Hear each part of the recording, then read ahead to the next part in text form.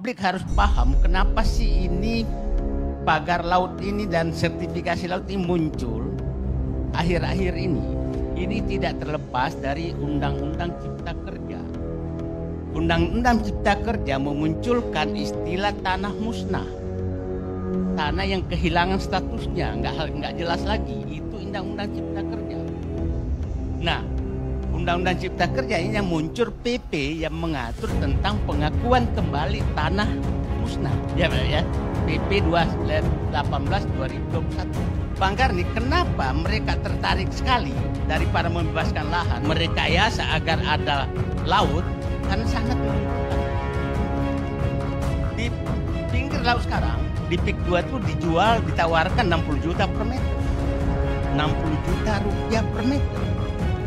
Jadi kalau dia bisa ngambil laut 1 hektar, maka nilainya 600 miliar.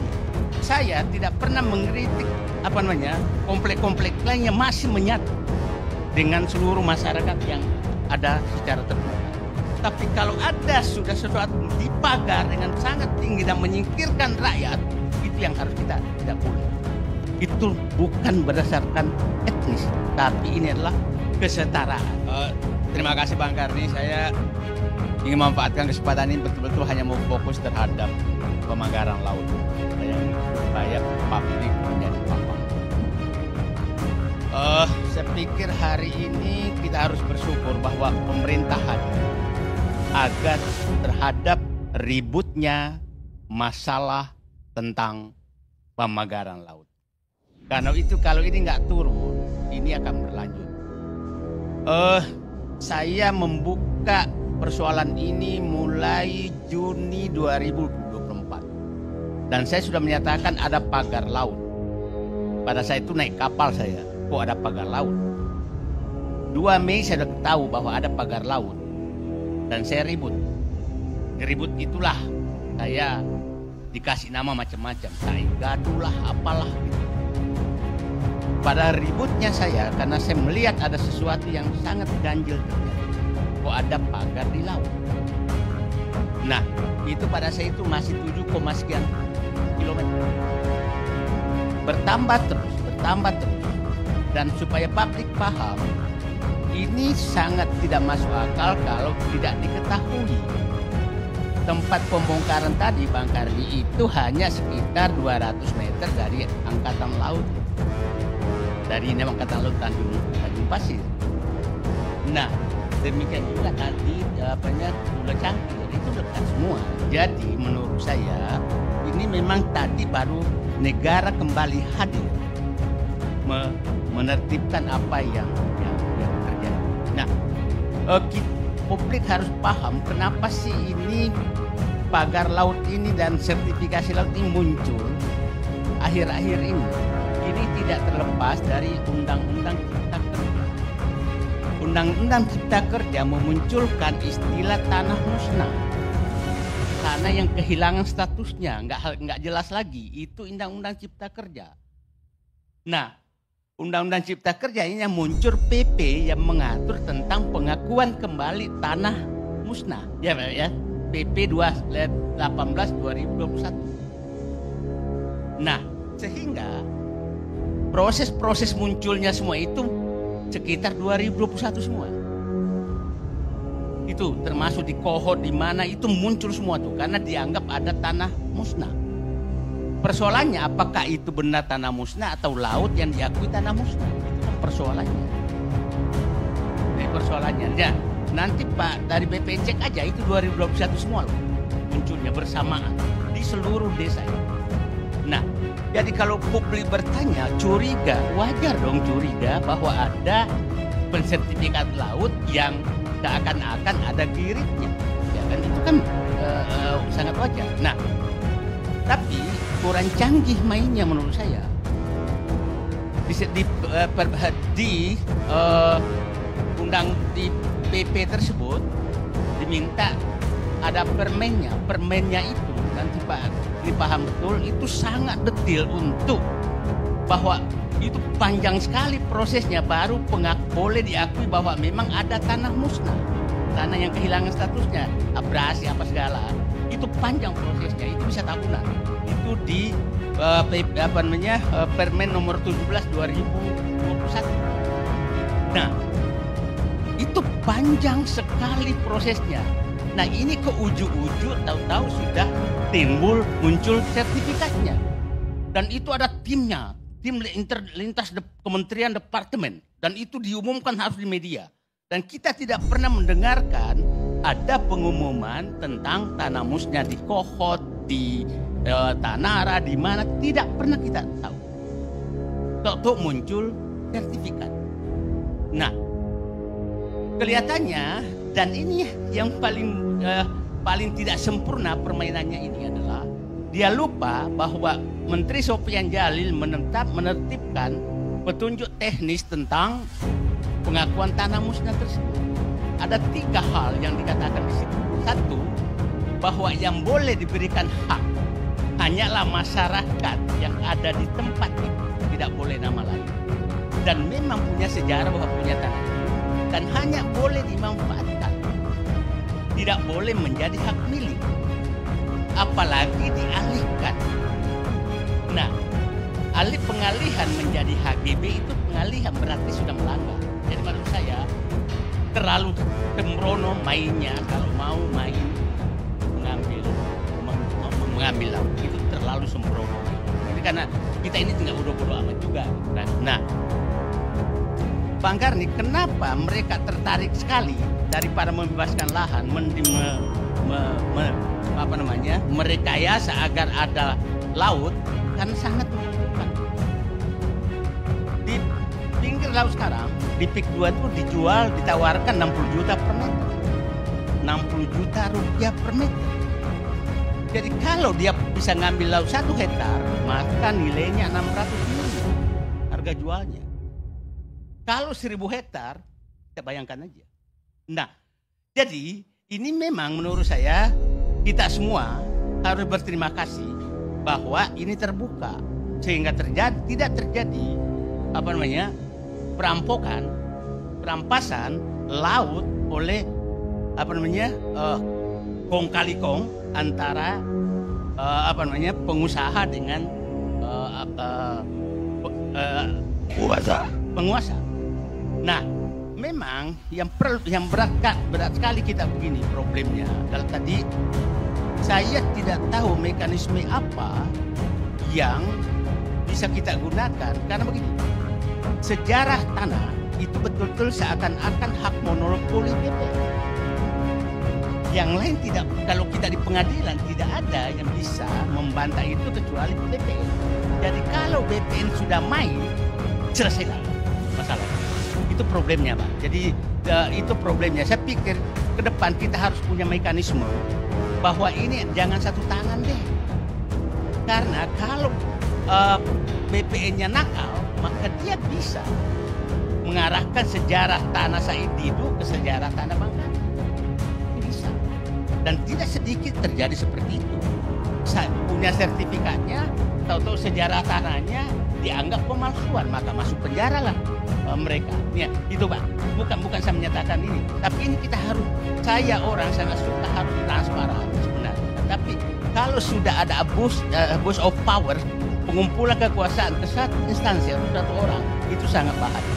Dan yang sangat bahaya di pertanahan adalah betul-betul hak monopoli pertanahan adalah sejarah tanah. Pada saat kita mendaftarkan sertifikat, maka seluruh sejarah tanah pindah ke tangan BPN. Saya nggak pegang lagi. Nah, pada saat anak saya nanti yang nggak tahu sejarah tanah, maka bisa berpindah tanah itu. Itu kita harus kita harus akui bahwa itu ada titik celah yang sangat berbahaya dan tidak sedikit orang seperti itu tahu-tahu tanahnya dianggap bukan milik. Itu saya pikir, saya tidak menyatakan ini susahnya kita kalau kita nyantai konsultasi nanti disangkanya lagi. Ini saya berniat untuk perbaikan ke depan. Perbaikan ke depan bahwa itu tidak, menurut saya itu harus saya terima kasih bahwa ATR BPN semakin terbuka. Tapi saya bayangkan bahwa ada titik sangat krusial ATR BPN adalah penguasa tunggal keabsahan sejarah tanah. Itu. Jadi kalau saya di BPN maka saya bisa belokkan sejarah tanah kapan saja karena kewenangan dari saya. Nah, saya kembali ke ini. Nah, dengan terbukanya sekarang, maka terbukalah Bekasi, terbukalah Surabaya, dan mungkin di kampung saya dengan punya bapak di Makassar juga itu akan terbuka nanti. Di tempat-tempat lain juga akan terbuka semua. Nah, ini keterbukaan ini sangat penting. Jadi mohon kalau kami menyampaikan sesuatu, janganlah dibawa-bawa ke pribadi. Karena itu tujuan saja untuk membuat keterbukaan. Kalau memang saya dilaporkan ini, saya hadapi. Kalau memang ada hoax, dulu dilaporkan saya itu karena hoax katanya karena mengarang-arang harga. Faktanya semua masyarakat melaporkan seperti itu. Nah, jadi gini, saya berharap tujuan kita negara baik, janganlah masukin Pak siapa tadi yang ini terus.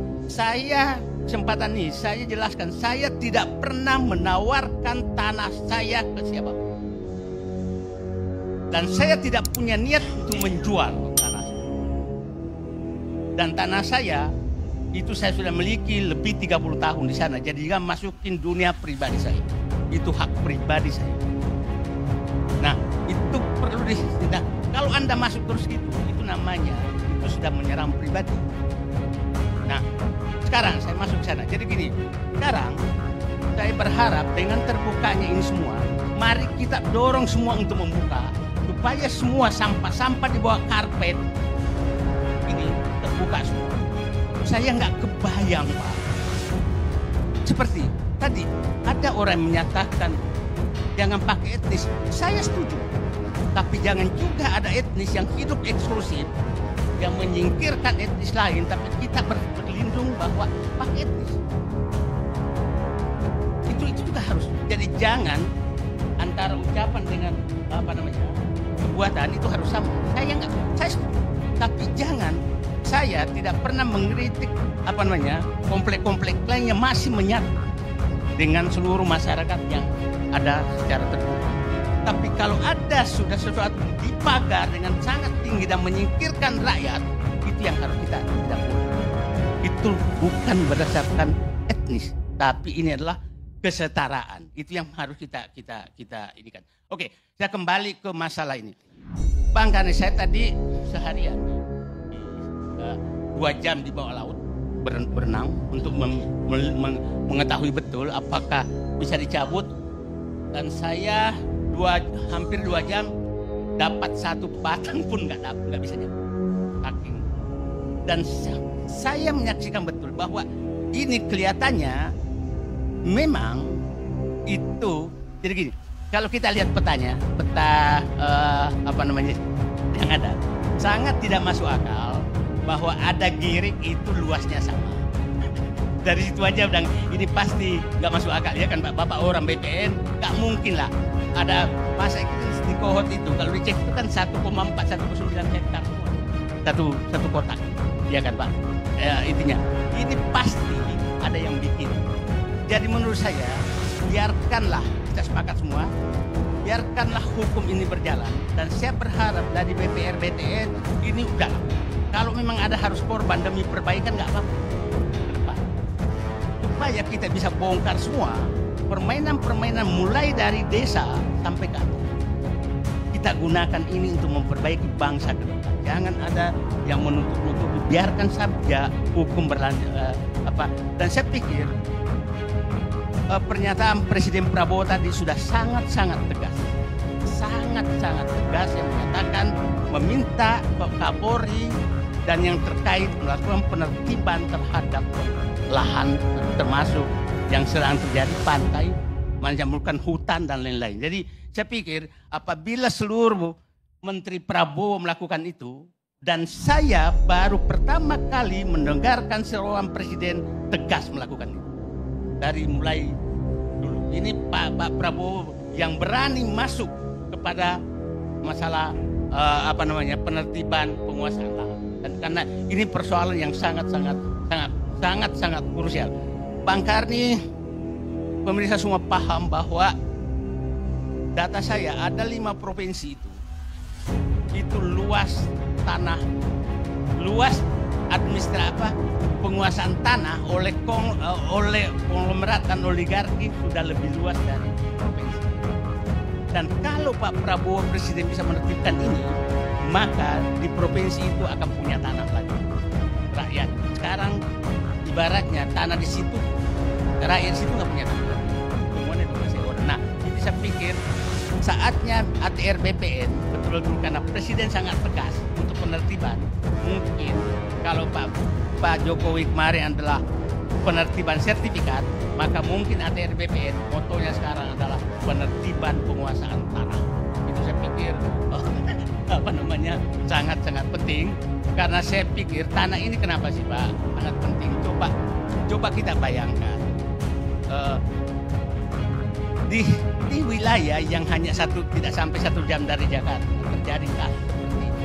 Bagaimana di Kalimantan sana, bagaimana di Papua, bagaimana di Maluku, saya pikir akan terjadi semua. Dan saya ini sangat prinsip. Nah, saya katakan titip Pak dari BPN, periksa betul tentang laut ini, karena saya punya hipotesa bahwa ini berpacu dengan waktu. Tapi kelihatannya yang mau memagar laut ini lupa petunjuk teknis Menteri Sofyan Djalil yang dikeluarkan 2022. Tahun 2022 setelah permennya dia keluar. Jadi saya takutnya udah keburu bikin sertifikat dengan luas sama. Tahu-tahu ada aturan teknis bahwa tidak bisa dialihkan. Nah, dengan melanggar tidak bisa dialihkan saja, dengan HGB terhadap PT itu sudah jelas melanggar keputusan menteri. Jadi jangan lagi ada pihak-pihak membela. Ini nggak ada, ini pengalihan hak saja menjadi HGB itu sudah melanggar aturan. Nah, yang kemarin saya agak was-was, itu karena pernyataan Menteri ATR BPN. Jadi yang bikin was-wasnya itu dua sebenarnya. Satu, Pak Presiden sudah menginstruksikan supaya ada diusut dibongkar dan diusut. Itu kata-kata yang berbeda.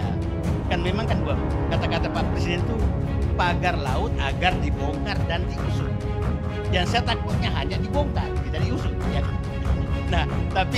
Nah, terus tahu-tahu muncul lagi pernyataan Menteri KKP menyatakan, ntar dulu katanya, siapa tahu ada isinya. Nah, siapa tahu mau belok nih, ya kan? Terus ketemu Menko Infrastruktur dan Menteri ATR BPN, keluar pernyataan, kita juga bingung. Nah, dua-dua bingung. Saya sebagai orang biasa di birokrat, ini ada upaya pembelokan nih. Saya mohon maaf, saya 32 tahun di birokrat, jadi saya paham betul. Ini ada rencana pembelokan nih. Nah, terus tersambut juga di DPR menyatakan kita bingung siapa yang mau dipanggil. Nah, sementara masih menyatakan kita belum tahu siapa yang punya pagar. Jadi saya pikir, menurut saya, satu agenda lagi yang paling penting adalah ini harus diungkap. Jadi jangan sampai nanti itu selesai masalah pertanahannya kita tidak pernah mengetahui siapa yang pagar. Itu menurut saya itu harus dicari siapa yang pagar supaya benar juga penegakan hukum dia. Di ada dua ini adalah membongkar tentang pagarnya, siapa yang punya, dan karena terus terang ini butuh biaya yang besar sekali untuk membongkar. Jangan sampai orang yang membongkar itu memagar itu tidak bertanggung jawab. Nah, kalau nelayan yang mengaku itu memagar, ya suruhlah dia bongkar mengaku pagar.